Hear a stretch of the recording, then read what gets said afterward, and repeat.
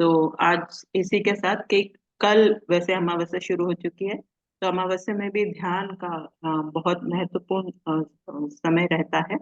एक दिन पहले अमावस्या अमावस्या के दिन और अमावस्या से एक दिन बाद भी आप ध्यान कर सकते हैं, उसकी ऊर्जा बनी रहेगी। इसके और आज जो है 12 जनवरी होने के कारण ये तिथि स्वामी विवेकानंद की पुण्य जन्म तिथि के रूप में मनाई जा रही है। तो उनको भी नमन करते हुए उन्होंने भारत के जो ये ज्ञान की परंपरा थी, ध्यान की परंपरा थी, वो उन्होंने पश्चिम देशों में बहुत फैलाई और इसके लिए वे जाने जाते हैं। यहाँ पर भी उन्होंने कई सारे मतलब केंद्र बनाए, खास करके युवाओं के लिए। और उनकी कई किताबों से खासकर मैं बड़ी प्रेरित रही, बहुत मोटिवेटेड रही, क्योंकि वे एक साइंस के स्टूडेंट थे और उनकी जो भाषा थी वह समझ में आती थी। तो मतलब अभी तो मैंने फिलहाल उनकी किताब नहीं पढ़ी है, लेकिन उनकी एक किताब काफी मोटी सी मैंने काफी साल पहले पढ़ी थी, उससे मैं बहुत प्रभावित रही थी। तो उनको याद करते हुए आज अमावस्या का ध्यान के लिए हम इंटेंशन रखते हुए आज अर्चना जी को फिर से हम वेलकम करते हैं। अर्चना जी हमें भगवत गीता के 12वें अध्याय का 10वां श्लोक से आज शुरू करेंगे। और बहुत बहुत वेलकम है अर्चना जी, पल्लवी मैडम, मधुलिन जी, जो जो जुड़े हैं, थैंक यू फॉर ज्वाइनिंग। और प्रार्थना से शायद हम शुरू करेंगे। Over to you Archana. Thank you so much Anuradha ji, मुझे ये मौका देने के लिए। सभी को आत्मबंधन। तो चलिए, पहले आज का सेशन शुरू करने से पहले मैं अपने गुरु पत्री सर को कोटि कोटि नमन करती हूँ। उन्नत लोकों के सारे गुरुओं को, सारे ऋषि महर्षि को, सारे देवी देवताओं को मेरा कोटि कोटि वंदन। मुझे जरिया बनाया यह ज्ञान साझा करने के लिए, उसके लिए बहुत बहुत धन्यवाद। तो जैसा कि अभी बताया अनुराधा जी ने स्वामी विवेकानंद के बारे में, तो स्वामी विवेकानंद जी का भी देखिए कितना सुंदर कोटेशन है कि जीवन और मृत्यु में, सुख और दुख में ईश्वर समान रूप से विद्यमान है। हम लोग कहते हैं हमारा जीवन दुखी है, हम बहुत दुखी हैं, दुख आ गया, कष्ट आ गया, तो सुख में और दुख में दोनों में ईश्वर मौजूद है। समस्त विश्व ईश्वर से पूर्ण है, अपने नेत्र खोलो और उसे देखो। ईश्वर कहीं दूर नहीं है, इसी विश्व में ईश्वर है। हम मूर्तियों में, मंदिर में ईश्वर ढूंढते हैं, वहां ईश्वर नहीं, पूरे विश्व में वहां भी ईश्वर है। पूरे विश्व में ईश्वर है। आप जिस घर में रह रहे हो उस घर में भी ईश्वर है। आपके परिवारजन जो, जिनसे आप दुख की अनुभूति करते हो, अरे इसने ऐसे मेरे को कटाक्ष बोल दिया, कितनी कठोर वाणी बोली, कितनी पीड़ा हुई उससे, उसके अंदर भी ईश्वर मौजूद है। जिसने आपके साथ प्यार के शब्द बोले, मीठे बोल बोले, उनके अंदर भी ईश्वर है। सभी के अंदर ईश्वर है, सब कुछ ईश्वर से ओत प्रोत है, पूरा संसार। तो चलिए, अब हम ओंकार की साधना से शुरू करते हैं। लंबी गहरी सांस, आरामदायक स्थिति में बैठ जाएं। 3 बार हम पहले ओंकार की साधना करेंगे। प्रणव ओम करते समय पूरा ध्यान अपने नाभि केंद्र पर होना चाहिए। जब हम ओम बोलते हैं तो सांस पूरी हमारी बाहर जाती है, और माँ ओठ बंद करके कहते हैं उस समय पूरी सांस बाहर निकल जाती है। फिर अपने आप सांस को भरने दीजिए, फिर दूसरा गुंजन कीजिए। तो चलिए स्टार्ट करते हैं। लंबी गहरी श्वास। ओ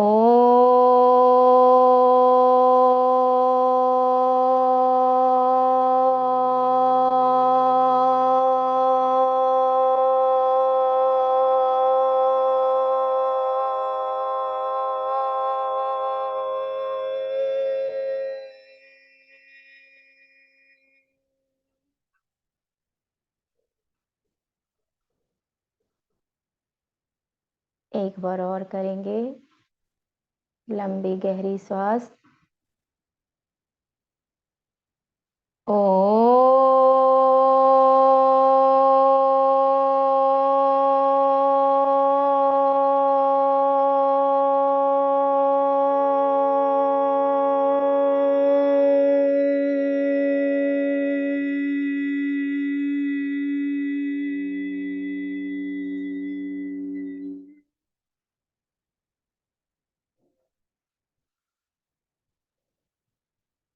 आखिरी बार लंबी गहरी सांस।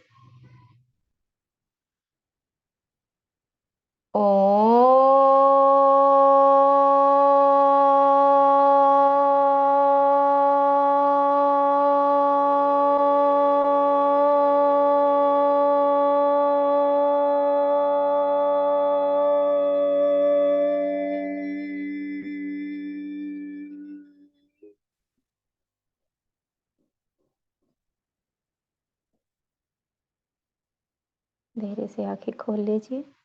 अब चलिए हम प्रार्थना शुरू करते हैं। सबको अनम्यूट कर दीजिए। अनुराधा जी, सभी लोग प्रार्थना बोलेंगे। अनम्यूट हो गए। ओके। वसुदेव सुतन देवं कंस चाणूरमर्दनम्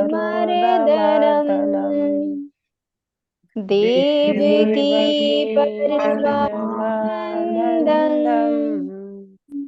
कृष्णं वन्दे जगद्गुरुम् कृष्णं वन्दे जगद्गुरुम्। सभी को बहुत बहुत धन्यवाद प्रार्थना करने के लिए। तो चलिए आज हम 10वां श्लोक से करते हैं। 1 मिनट दे दें। हाँ हाँ, बिल्कुल बिल्कुल। अभ्यासेऽप्यसमर्थोऽसि मत्कर्म परमो भव मदर्थमपि कर्माणि कुर्वन् सिद्धिमवाप्स्यसि।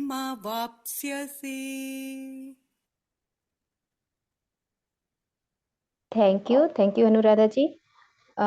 तो इसमें क्या है, अभ्यास से, अभ्यासी मतलब अभ्यास में, अपि अपि मतलब भी, असमर्थ मतलब असमर्थ, असमर्थ मतलब असमर्थ, असि मतलब होता है हो, मत कर्म परमः मतलब मेरे लिए कर्म परायण, भव मतलब हो जाओ, मदर्थम मतलब मेरे लिए, कर्माणि कर्माणि मतलब कर्म, कुर्वन कुर्वन मतलब करते हुए, सिद्धिम सिद्धिम मतलब सिद्धि, अवाप्यसी अवाप्यसी मतलब प्राप्त करोगे।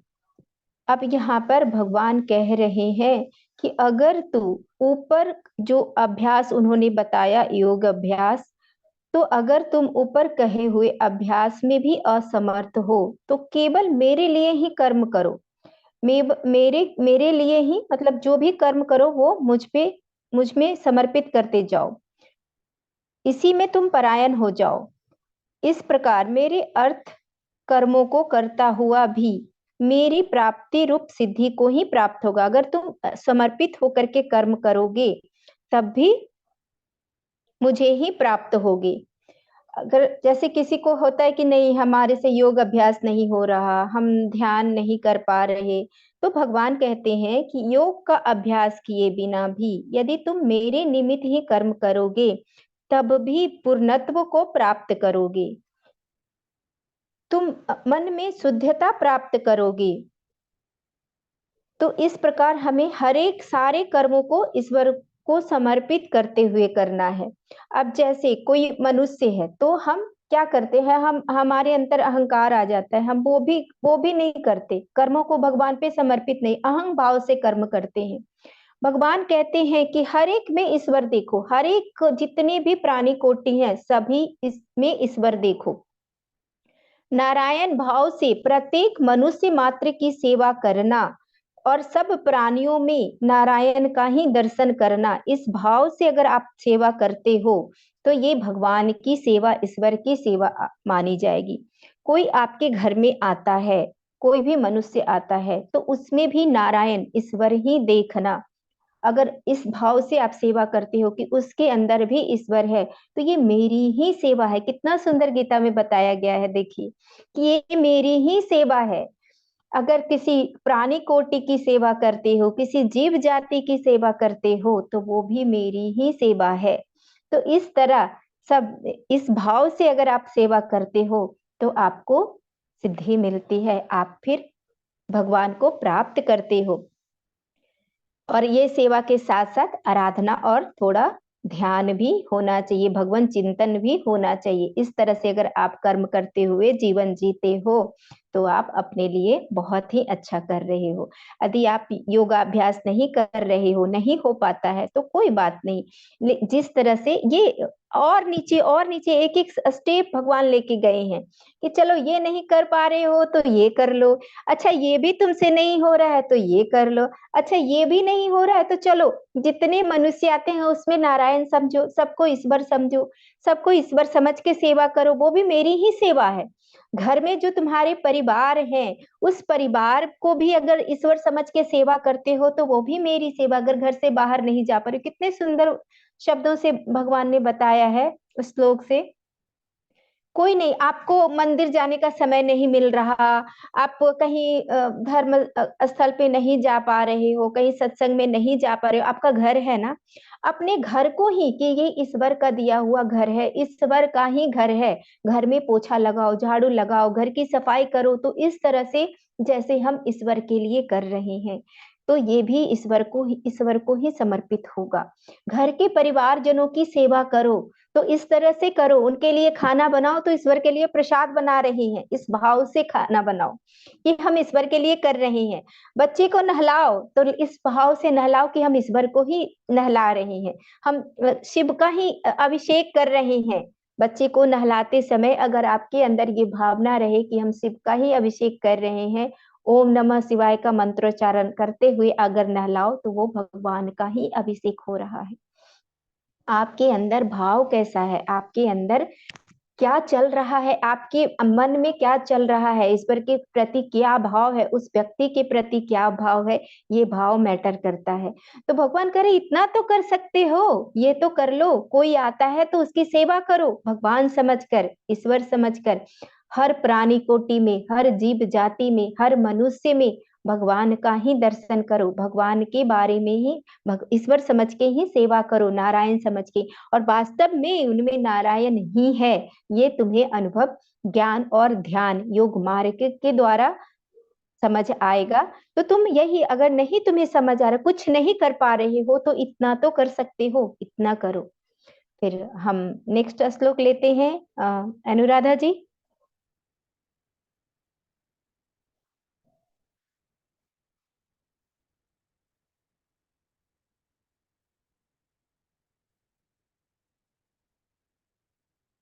नेक्स्ट 11। शक्तोऽसि कर्तुं मद्योगमाश्रितः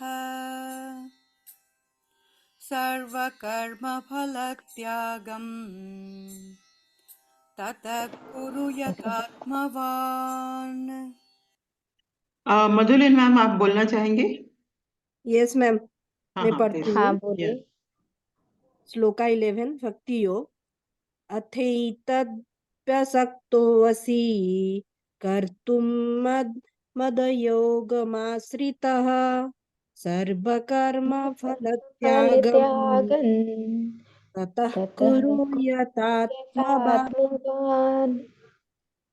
अब थैंक देखिए यू। यहाँ पे, थैंक यू मैम। अथ मीन्स यदि, यतत, यतत मीन्स यह, अपि भी, अशक्तः मतलब असमर्थ, असि मतलब हो, कर्तुम मतलब करने के लिए, मधोगम मेरे योग्य, आश्रिता मतलब आश्रय, सर्व कर्म फल त्यागम मतलब समस्त कर्मों के फल का त्याग, ततः मतलब तब, कुरु मतलब करो, यथात्मवान मतलब आत्म संयम होकर। अब यहाँ पे भगवान कह रहे हैं कि यदि तुम यह भी करने में सक्षम नहीं हो तो मेरे योग के आश्रित होकर स्वयं को संयत करके सब कर्मों के फल का त्याग करो। मतलब कोई भी अगर तुम कर्म कर रहे हो तो उसकी उसके फल की चिंता नहीं करो। यह बहुत ही सरलतम पथ है, मतलब बहुत ही आसान है। यदि कुछ भी कर्म तुम कर रहे हो तो उसे तुम समर्पित करके करो। जो भी कर्म कर रहे हो वो ईश्वर पे समर्पित कर दो कि मैं कौन होता हूँ करने वाला, ये सब ईश्वर करवा रहे हैं। देखिए 8वें और 9वें श्लोक में श्री कृष्ण कहते हैं कि देह अभिमान का त्याग कर, क्योंकि ज्ञान की साधना कठिन है, ज्ञान की साधना हो नहीं पा रही है। तो कहते हैं कि इसलिए तू मेरे ही परायण हो जा। मतलब सब कुछ अपने मन बुद्धि समस्त चीज को मुझ पे ही छोड़ दे, मेरे ऊपर ही लगा दे, समस्त क्रियाकर्म को मुझे ही अर्पित कर दे।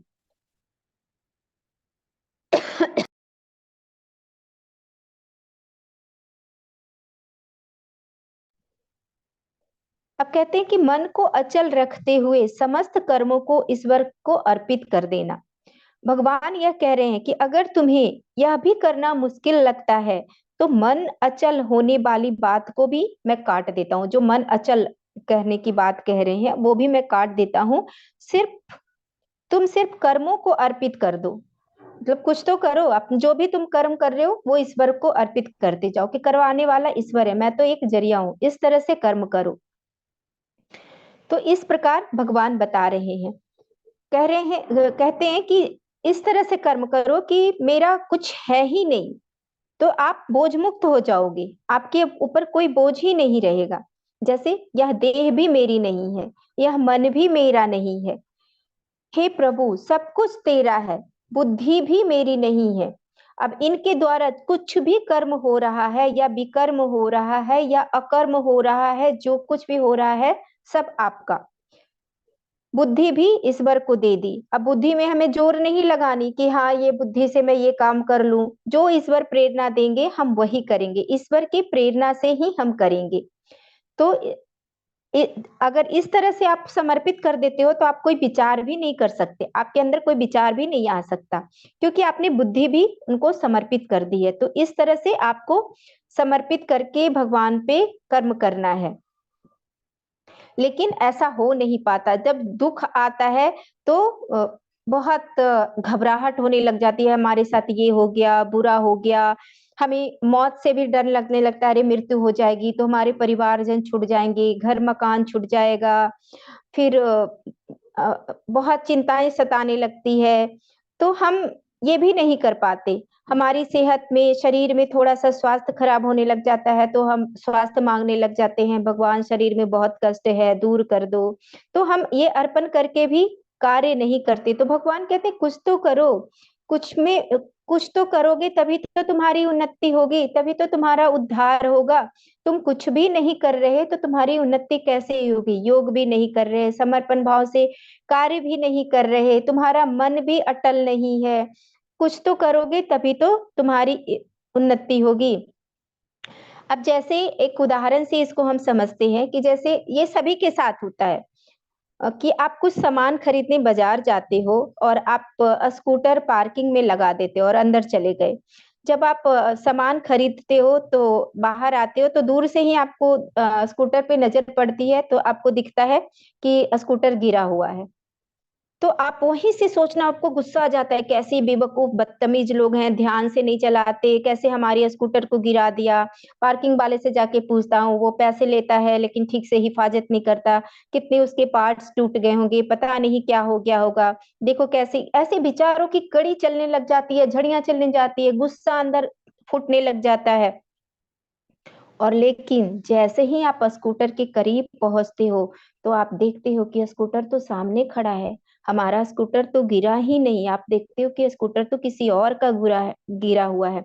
आपके अंदर गुस्सा आ रहा होता है, लड़ने के लिए तैयार हो जाते हो। अगर पहले पार्किंग वाला मिल जाता तो पता नहीं उसकी क्या ऐसी तैसी कर डालते। ये सभी के साथ होता है, तो क्या हालत कर देते।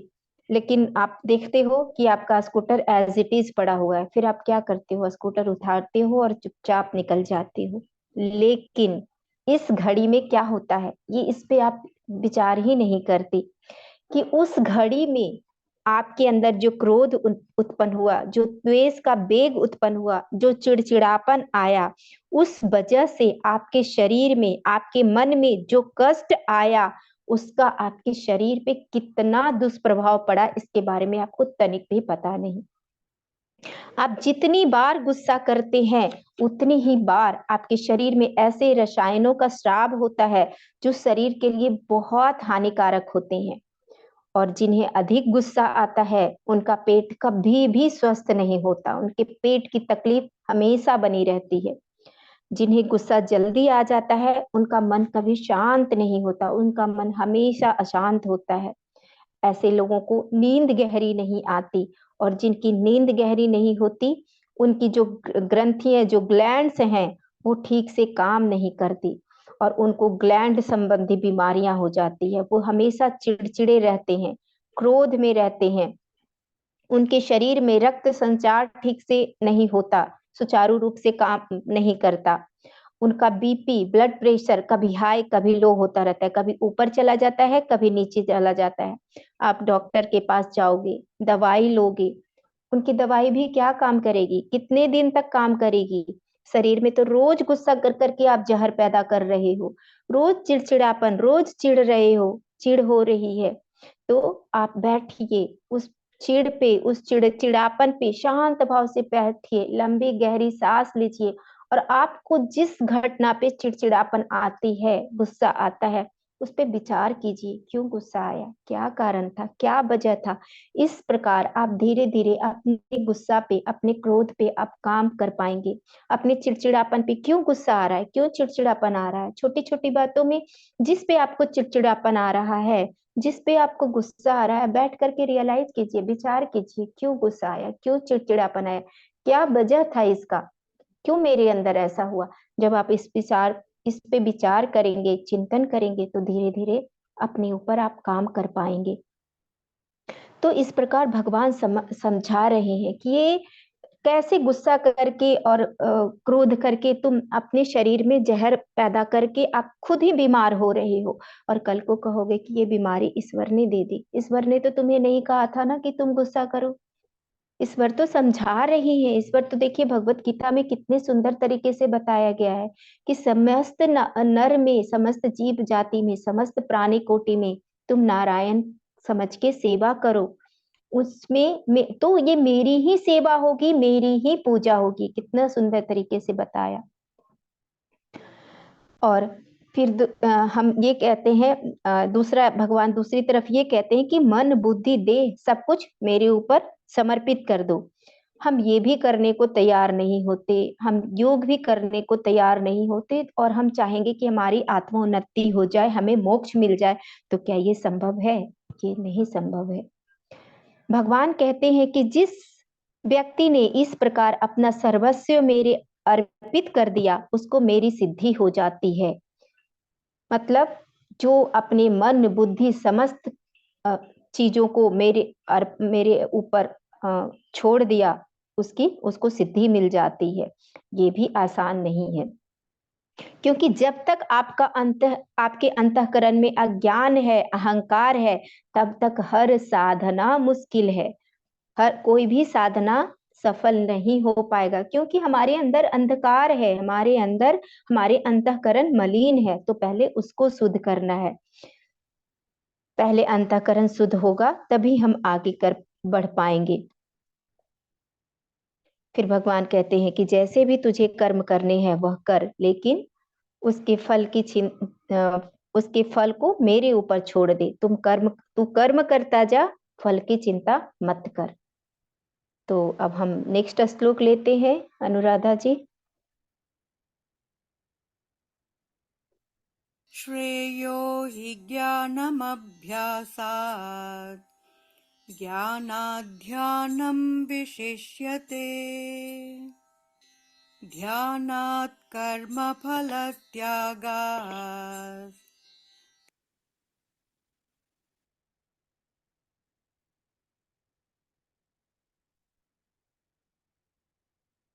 मधुलिन मैम आप आगे बोल दीजिए, ये रुक गया। ओके मैम, मैं पढ़ लेती हूँ। श्लोका 12।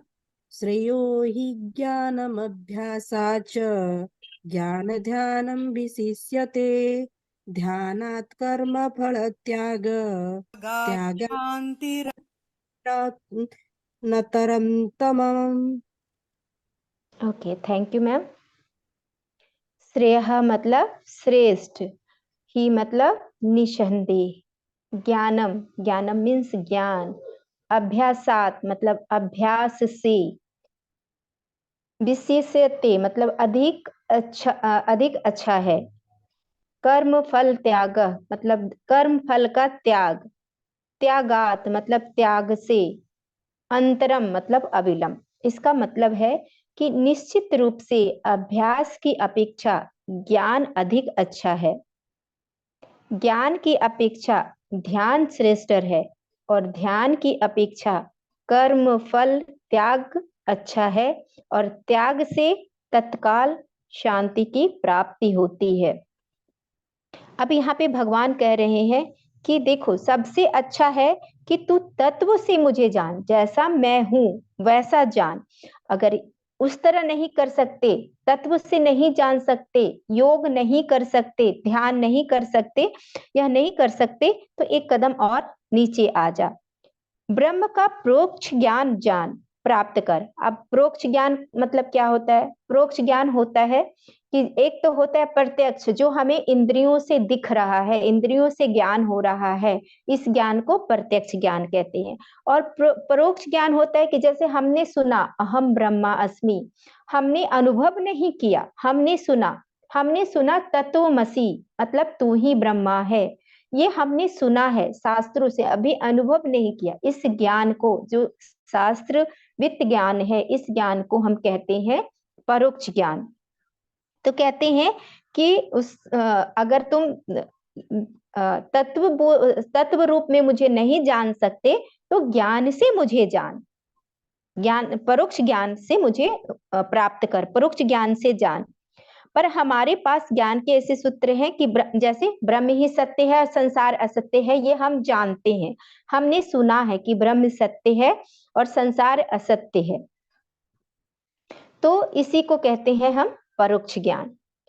फिर कहते हैं कि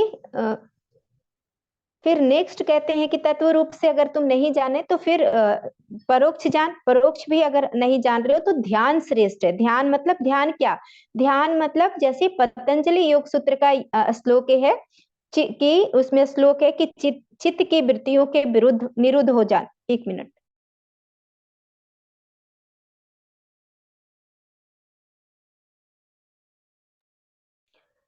चित्त की वृत्तियों के निरुद्ध हो जाने का नाम ही ध्यान है। मतलब जब आपके मन में कोई वृत्ति नहीं उठती, उसी का नाम है ध्यान।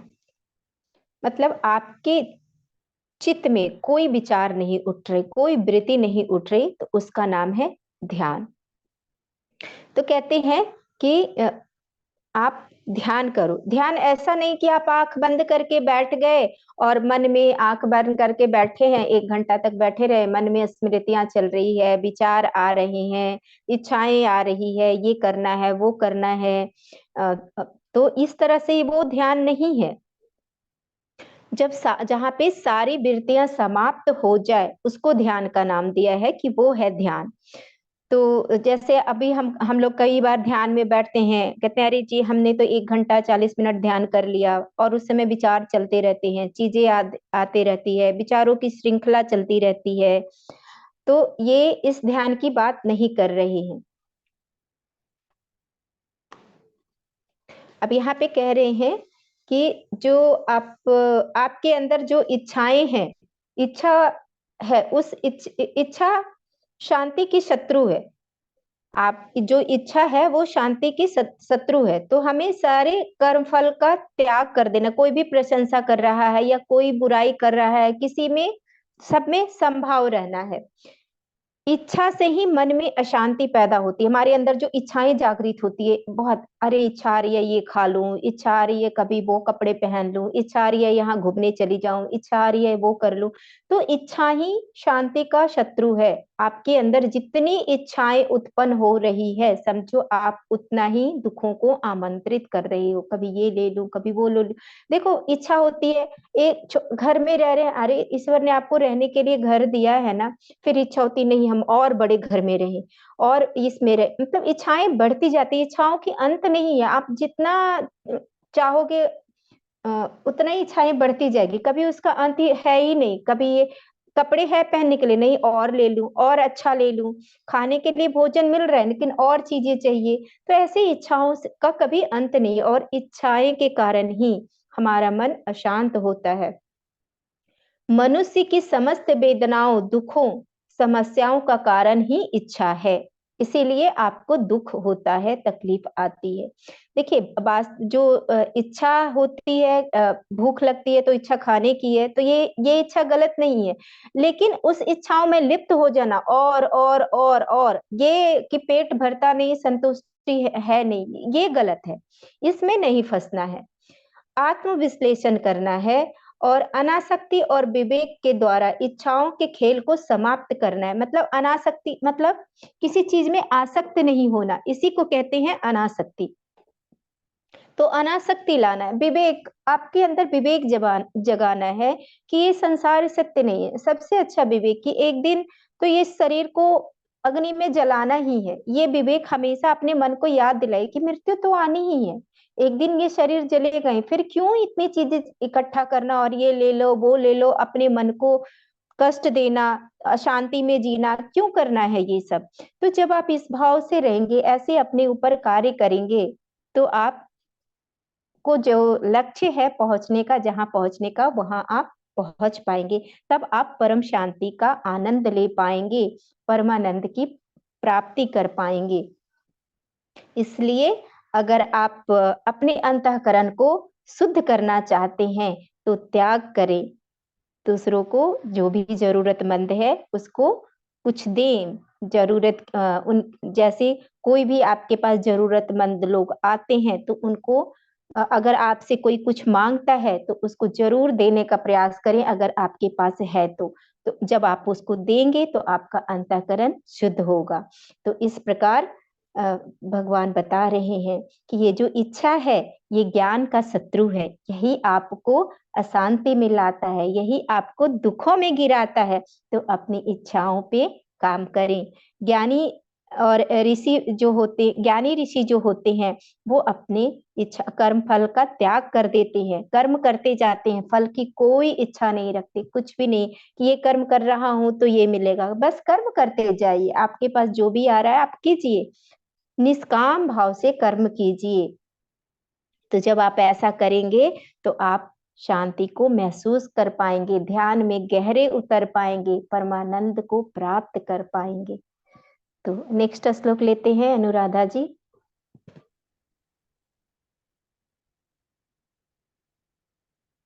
अद्वेष्टा सर्वभूतानां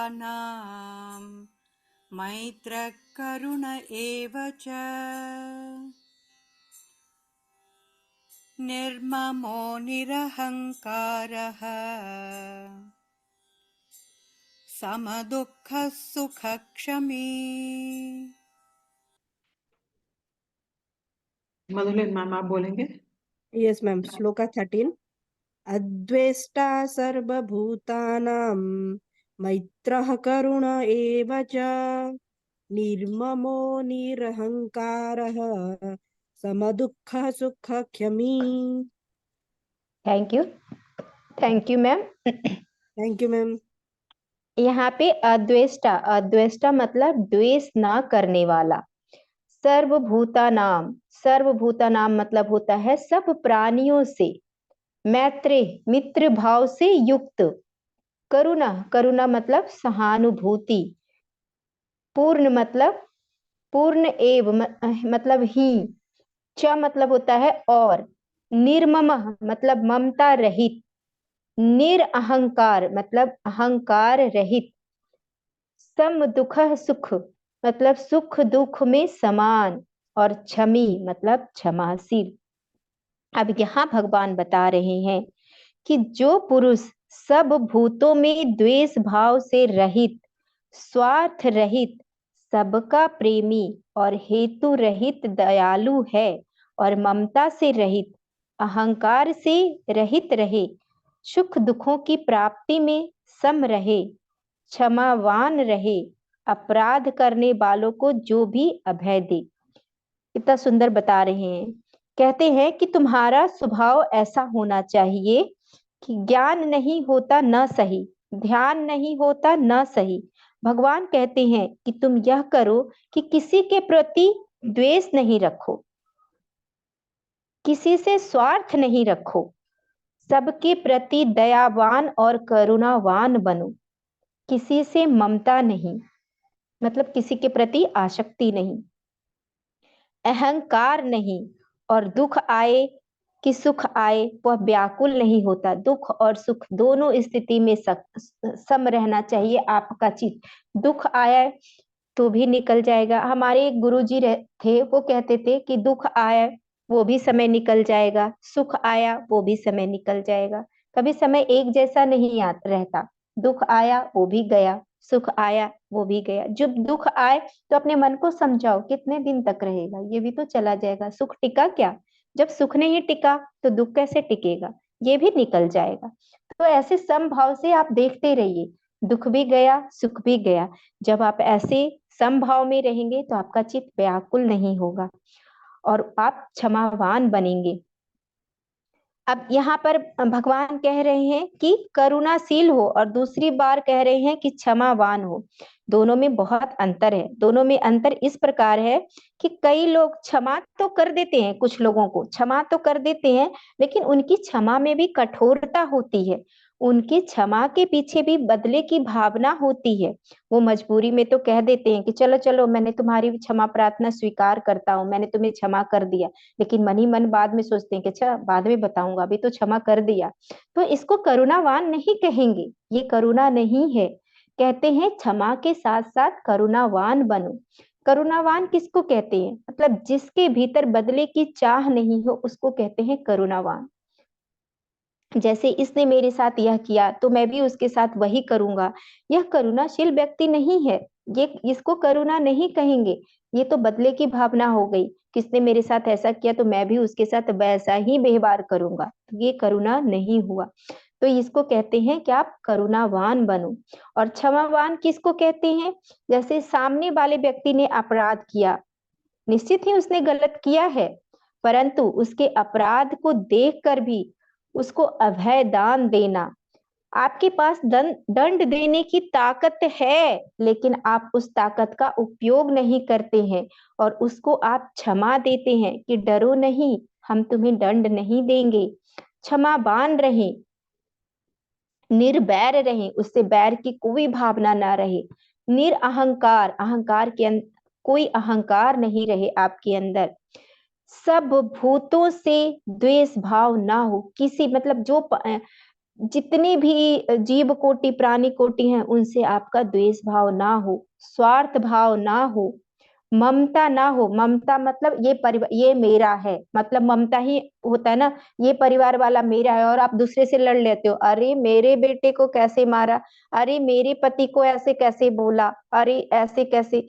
तो इन सब चीजों में हम फंसे रहते हैं। तो इस प्रकार आपके अंदर ममता ना हो, ऐसा देखा मतलब ऐसी स्थिति को स्थित प्रज्ञ कहते हैं। ये स्थित प्रज्ञ का लक्षण है।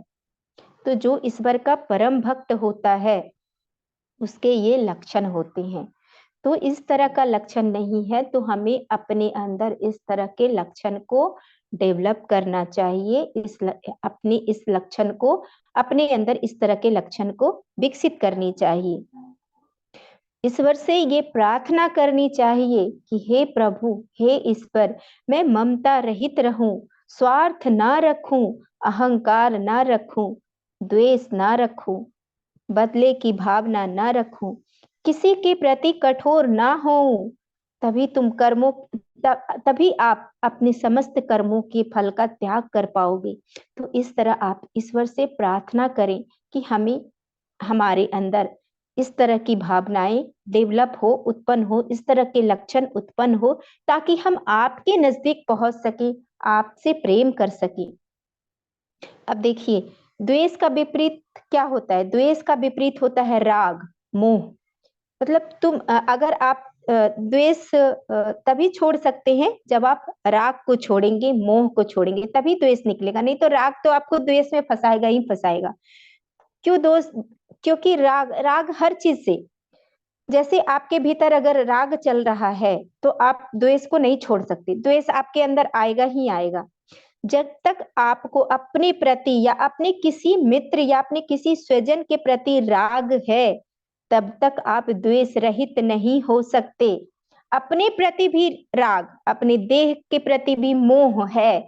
अरे मेरे को बुरा बोल दिया, मेरे को तो इतना खराब बोल दिया, तो ये क्या है? आपके अंदर द्वेष उत्पन्न करेगा। मैं तो उसको छोड़ूंगा नहीं, मेरे को ऐसे कैसे बोल सकता, मैं तो इतना अच्छा हूँ। तो ये जो है ये आपको द्वेष में लेकर जाएगा। तो अपने प्रति भी राग नहीं, और अपने परिवारजन, मोह के राग क्या है? अपने परिवारों के प्रति भी राग होता है ना। मेरे परिवार वाले को ऐसे कैसे बोल दिया, मेरे पति, मेरे बच्चों, मेरे भाई बहन, मेरे माता पिता को ऐसे कैसे बोल दिया, होता है ना। परिवारों के प्रति भी राग, ऐसे कैसे सुना देगा, ऐसे कैसे कर देगा, तो ये आपको द्वेष में लेकर जाएगा। तो आपके अंदर जब तक राग है, जब स्वजन के प्रति, अपने प्रियजन के प्रति भी राग है, तो आप द्वेष रहित नहीं हो पाएंगे। तो वही आपके कमजोरी का नब्ज है। इस कमजोर नब्ज को आपको छोड़ना है।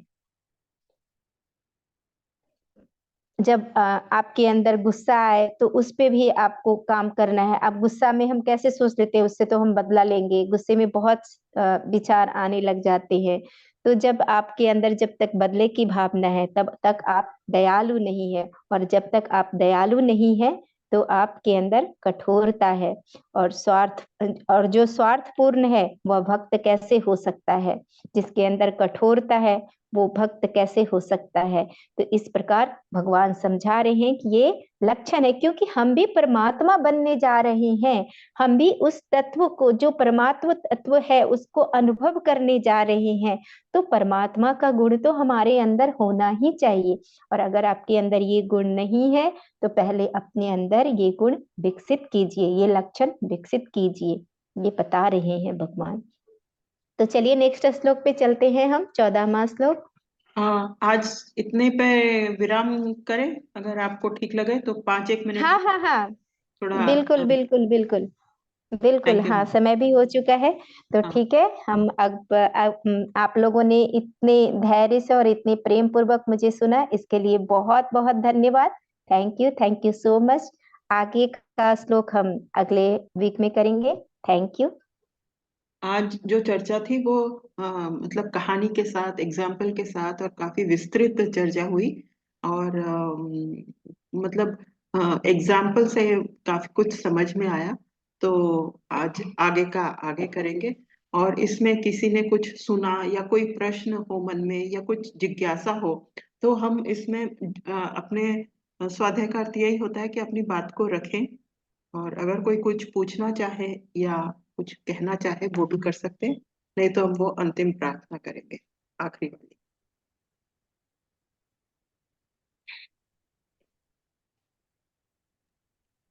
थैंक यू मैम, आपने बहुत अच्छे से समझाया। एग्जाम्पल भी बहुत अच्छे दिए। वो जो गुस्से वाला एग्जाम्पल स्कूटर का दिया वो बहुत अच्छा लगा मुझे मैम। हाँ, सच में मैम, हम गुस्से में हम थैंक यू। हमारा ही इतना नुकसान करते हैं। वो हमें बंद करना चाहिए। और वो ब्लेम भी करते हैं भगवान को। वो मुझे बहुत ही अच्छा लगा। और आज बहुत ही अच्छा लगा सभी एग्जाम्पल्स। सभी थैंक यू मैम। एग्जाम्पल्स बहुत अच्छे लगे यस सचमुच में। मैम। जी मैम, थैंक यू मैम।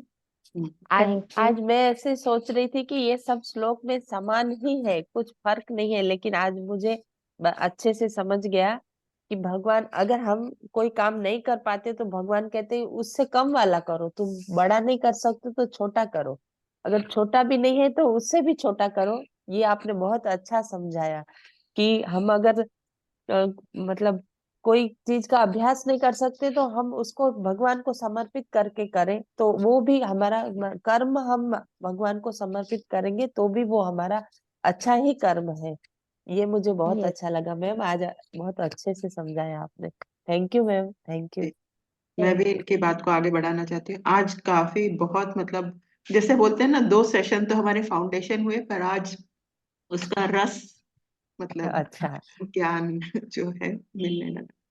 बहुत अच्छा रहा। तो मैं वो एंड वाली प्रेयर शेयर करूं। हाँ, यस यस।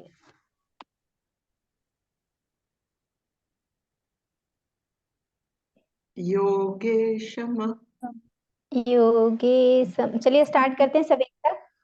Yes ma'am. योगेशम सच्चिदानंदम सच्चिदानन्दं वासुदेवं व्रजप्रियं धर्म संस्थापकं वीरं कृष्णं वन्दे जगद्गुरुं कृष्णं वन्दे जगद्गुरुं। Thank you. Thank you so much Anuradha ji, thank you. और बुधवार को मिलेंगे नेक्स्ट श्लोक के साथ। बहुत बहुत धन्यवाद। Happy weekend. Thank you. Thank you. Thank you.